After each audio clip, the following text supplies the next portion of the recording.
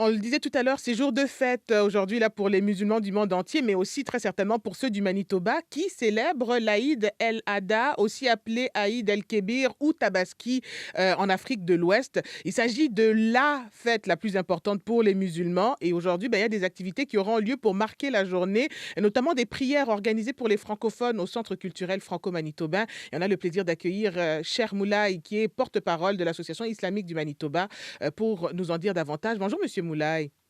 Bonjour madame, Joyeux Aïd déjà en partant. Vous êtes en fête là merci beaucoup. aujourd'hui et on est content pour vous. En effet, merci beaucoup, merci beaucoup. Alors, je disais tout à l'heure que l'Aïd el-Kébir, c'est la fête la plus importante pour les musulmans, dite aussi fête du sacrifice. Peut-être nous rappeler pourquoi, pour ceux qui découvriraient la fête aujourd'hui. Comme vous l'avez dit, si on traduit littéralement l'Eid al-Kabir en arabe, ça veut dire la plus grande fête.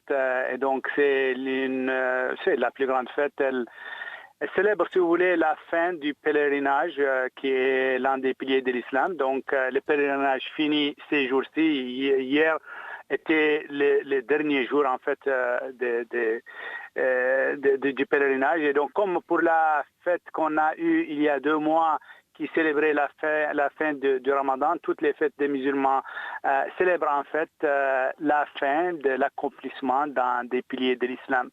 Elle va aussi loin pour reprendre les traditions d'Abraham, le prophète Abraham. Et donc, pour les musulmans, c'est étroitement lié à Abraham et le pèlerinage et les sacrifices. C'est pour ça qu'on l'appelle aussi la fête du sacrifice, parce que il y a un esprit de sacrifice, et l'un des actes que les musulmans doivent faire aujourd'hui, c'est de sacrifier pour Allah. Et donc, c'est ça. Et on parle de sacrifier donc un mouton, c'est ça, c'est le mouton qui sera partagé par la suite avec les membres de la famille, mais aussi C'est avec la ça. communauté.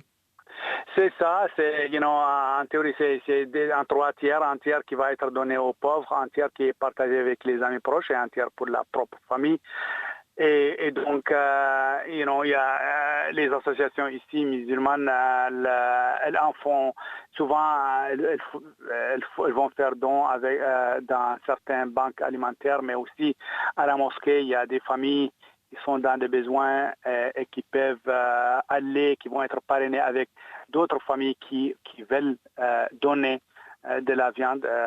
Et donc, c'est certainement une fête de partage, une Mm. fête familiale, qui va durer 3 jours, mais qui Ouais. commence aujourd'hui. Voilà, c'est ça, une fête qui dure sur plusieurs jours. Alors, c'est un peu nostalgique, j'imagine, pour ceux qui n'ont pas leur famille à proximité, parce que l'idée derrière, justement, cette fête-là, évidemment, c'est le sacrifice, mais c'est aussi l'idée du partage, le partage qui est très, très important. Alors, je disais tout à l'heure, il va y avoir des prières organisées. Comment ça va se dérouler aujourd'hui, là, pour ceux et celles qui vont participer, qui vont souligner l'Aïd El-Kébir?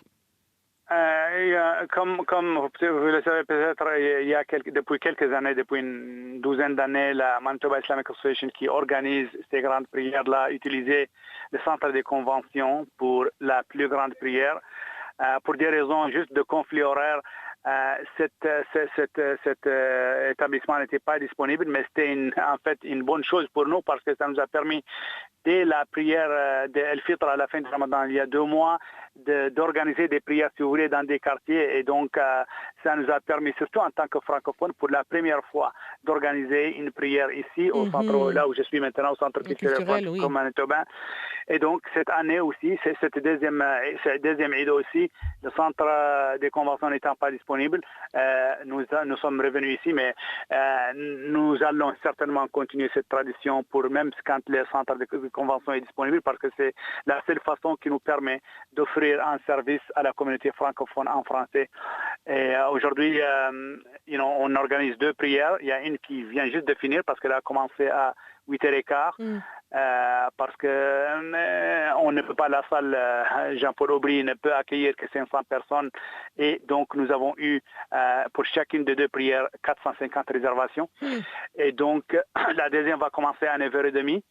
Et comme j'ai dit, on va certainement continuer cette tradition pour offrir aux francophones une prière dans leur langue maternelle et on est content de l'avoir fait. Ah, c'est ça, et c'est beaucoup de gens là qui se mobilisent et qui vont se déplacer dans le cadre de cette fête-là et des prières aussi. Alors, qu'est-ce qui attend là les communautés musulmanes aujourd'hui? Une fois les prières terminées, est-ce qu'on travaille? Est-ce que c'est une journée qui est est-ce qu'il va y avoir beaucoup d'absence là au bureau, grosso modo, là, si je dois le résumer? Je ne dirais pas des absences. Il va y avoir beaucoup de gens qui vont prendre des journées de vacances. Hmm. Et donc, oui, on encourage franchement les gens. C'est une journée familiale. On encourage les gens, surtout que la majorité des enfants aujourd'hui ne sont non plus à l'école. Hmm. Vous disiez, qu'est-ce qui arrive après? Ce qui arrive après, c'est qu'une fois la prière finie, les gens vont aller souvent dans la petite famille, prendre leur petit déjeuner. Et dans la majorité des cas, les gens vont se rencontrer en plusieurs familles le soir pour le grand repas. Là, une fois que les gens vont aller dans les fermes, font leurs sacrifices, amener la viande, c'est comme ça que ça se passe. Ouais. Encore une fois, c'est un esprit de fête. Le temps est juste parfait pour nous. On n'a pas eu de pluie le matin pour la prière et donc le soir, ça va être agréable. C'est comme ça. Et on a aussi des distributions des petits cadeaux pour les enfants. Ça a été fait ici à la prière ici, mais ça va être fait aussi à la mosquée de Waverly. Les gens c'est comme un service au volant. Les enfants peuvent venir prendre un petit Des petites gâteries. des petits bonbons et partir.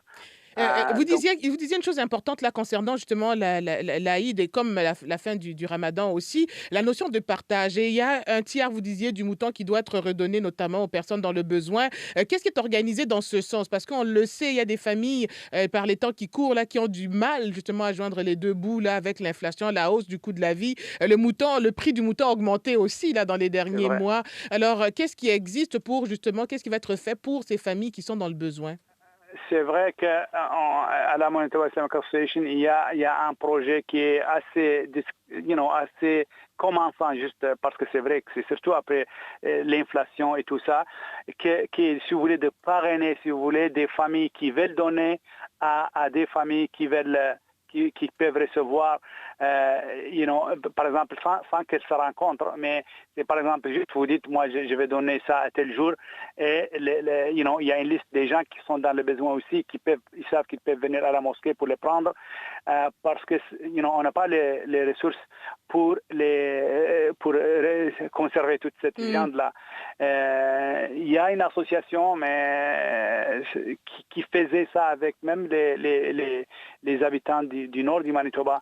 Elle collectait la viande et elle amenait ça dans ces collectivités-là. Parce que c'est vrai, il y a beaucoup de familles qui vont avoir, si vous voulez, un excès de viande et il y en a qui ne vont pas en avoir assez. Mais au moins, au niveau de la communauté, c'est comme ça que ça se passe. C'est que, de bouche à oreille, on sait, par exemple, il y a des étudiants qui habitent ici, il y a une famille ici dans le besoin, donc les gens vont échanger. Et même si c'est pas dans le besoin, vous allez voir que tous les gens amènent de la viande à leurs voisins. Donc, c'est juste, ça fait partie de la tradition.